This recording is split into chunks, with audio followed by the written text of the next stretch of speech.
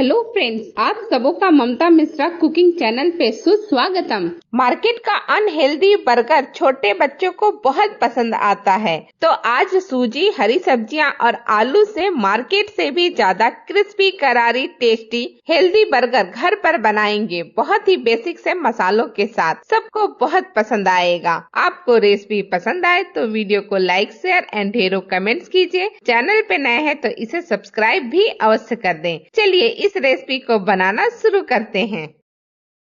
सबसे पहले इस रेसिपी को बनाने के लिए सूजी का डो तैयार करते हैं। तो इसके लिए कढ़ाई में 1 चम्मच तेल और थोड़ा सा जीरा आधा चम्मच के करीब डाल दिया है। जब ये अच्छी तरह से चटकने लगे तो 1 कप पानी डाल दीजिएगा और स्वाद अनुसार नमक डाल दीजिएगा। बहुत कम, मैंने 1/4 चम्मच के करीब ही नमक डाला है। सारी चीजों को अच्छी तरह से मिक्स कीजिए और जब बॉयल आने लगे तब गैस का फ्लेम बंद करके आधा कप सूजी धीरे धीरे करके डालिएगा। इस तरह से आप फ्लेम को बंद कर देंगे और तब सूजी डालेंगे तो सूजी में बिल्कुल गुठलियां नहीं पड़ेंगी, बढ़िया से बन जाएंगे। और रेशियो याद रखिएगा, 1 कप पानी तो आधा कप सूजी। और जब ये इस तरह से इकट्ठा होने लगे तो फ्लेम को वापस से ऑन कर लीजिएगा और 2 मिनट इसे लगातार चलाते हुए पका लीजिएगा। फिर फ्लेम को बंद करके इसे ढक करके 10 मिनट का रेस्ट दीजिएगा, जिससे सूजी अच्छी तरह से पानी ऑब्जर्व करके फूल जाएगी। अब चलिए बर्गर के बीच में रखने वाले आलू का स्टफिंग का हम तैयारी कर लेते हैं। तो इसके लिए 1/4 कप हमने लिया है पोहा और इसे एक बाउल में लेकर के थोड़ा पानी डाल करके अच्छी तरह से 2 वॉश कर लेते हैं और इसके बाद इसे एक साइड में रख देते हैं फूलने के लिए। अब ये कुछ सब्जियां हैं जो कि हम स्टफिंग में डालने वाले हैं। 1 प्याज, थोड़े से शिमला मिर्च, टमाटर, हरी मिर्च, गाजर,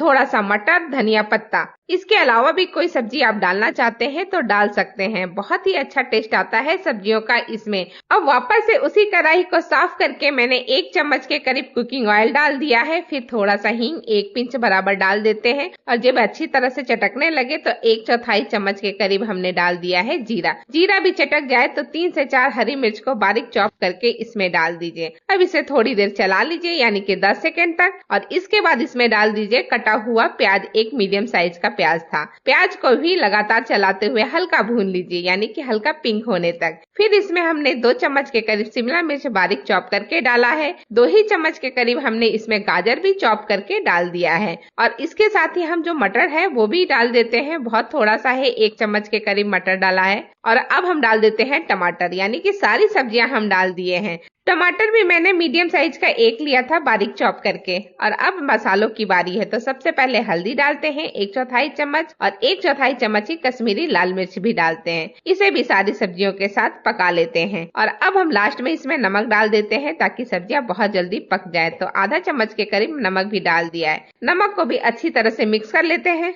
सब्जियां थोड़ी सूखी लग रही हैं तो मैं इसमें 2 चम्मच के करीब पानी डाल देती हूँ और इसे भी अच्छी तरह से सारी चीजों के साथ मिक्स कर लेती हूँ। अब फ्लेम को लो मीडियम कर दीजिए और इसे ढक करके कम से कम 3 से 4 मिनट तक पकने दीजिए, जब तक कि 50% कुक ना हो जाए सब्जियों को पकते हुए 5 मिनट का टाइम हो चुका है। लीड हटा करके एक बार चेक करते हैं कि सब्जियां कितनी पकी हैं। सब्जियां तो देख के लग रही है अच्छी तरह से पक चुकी है। अब इसमें 2 बॉइल्ड आलू अच्छी तरह से मसल करके डाल देते हैं। सारी चीजों को एक बार वापस से चला लेते हैं, जिससे कि आलू सारी सब्जियों के साथ मिक्स हो जाए और सारा फ्लेवर एक दूसरे में आ जाए। और अब इसमें हम थोड़ा सा लास्ट में डालेंगे गरम मसाला, चाट मसाला और डालने वाले हैं थोड़ा सा भुना जीरा पाउडर। भुना जीरा पाउडर आधा चम्मच और चाट मसाला, गरम मसाला मैंने 1/4 चम्मच के करीब डाला है। सारी चीजों को अच्छी तरह से मिक्स कर लीजिए। अब ये मेरा स्टफिंग बिल्कुल रेडी है। तो लास्ट में फ्रेश कटा हुआ हरा धनिया 2 चम्मच के करीब डाल देते हैं। इसे भी सारे मसाले के साथ अच्छी तरह से मिक्स कर लेते हैं।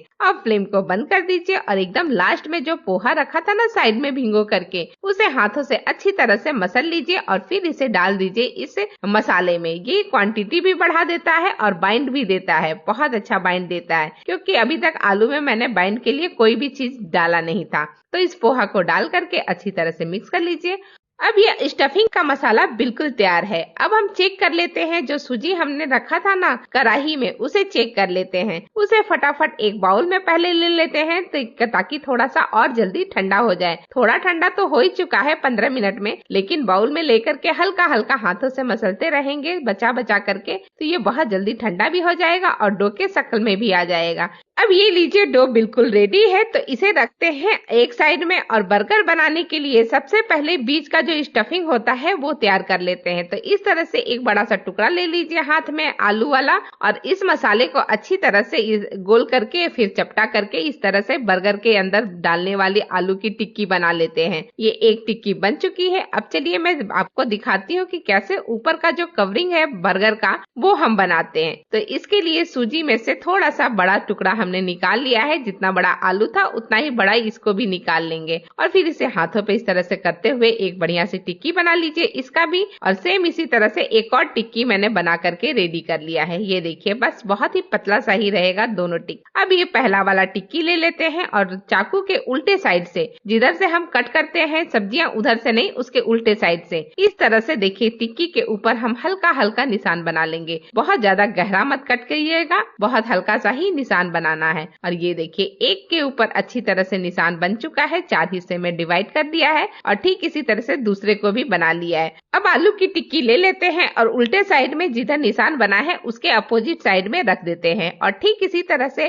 कटा हुआ निशान के ठीक अपोजिट साइड से हम दबा लेते हैं दूसरी टिक्की से, सूजी वाली टिक्की से। और ये देखिए इस तरह से बहुत ही बढ़िया सा एक बर्गर रेडी हो चुका है। इसे हल्का सा शेप दे दीजिए इस तरह से घुमा करके, जिससे कि सारी चीजें एकदम एक लेवल में आ जाए, एकदम बढ़िया से हो जाए। एक टिक्की बन गई है। ठीक इसी तरह से बाकी की सारी टिक्कियां मैंने बना करके रेडी कर लिया है। ये देखिए पास से लुक और टेक्सचर बहुत ही बढ़िया और एकदम परफेक्ट लग रहा है, बिल्कुल मार्केट जैसा बर्गर की तरह। चलिए अब इसे हल्का फ्राई करते हैं। तो हमें डीप फ्राई नहीं करना है, सैलो फ्राई करना है। तो थोड़ा सा तेल हमने पैन में गरम कर रखा है, और अब एक एक करके एक एक बर्गर को हम इसमें डालते हैं। एक बार के बैच में 3 ही बर्गर आएगा, और मीडियम फ्लेम पे ही इसे सेकना है। ज्यादा हाई पे सेकेंगे तो ये अंदर से कच्चा रह जाएगा। और तेल भी हम बहुत ज्यादा नहीं यूज करेंगे, ज्यादा तेल रहेगा तो बर्गर का आलू जो है बाहर निकलने लगेगा, पूरी कढ़ाई को खराब कर देगा। तो इसीलिए इसे मीडियम फ्लेम पे हमें सेकना है कम तेल में, और इस तरह से सैलो फ्राई ही करना है। जब एक साइड का सिक जाए तो सबको पलट दीजिए, और इसी तरह से अलटते पलटते हुए अच्छा गोल्डन कलर होने तक हम इस बर्गर को सेकेंगे। ये देखिए बहुत ही परफेक्ट कलर आ गया है। तो पहला बैच का बर्गर बिल्कुल रेडी हो चुका है। इसी तरह सारा बर्गर बना के सर्व करते हैं।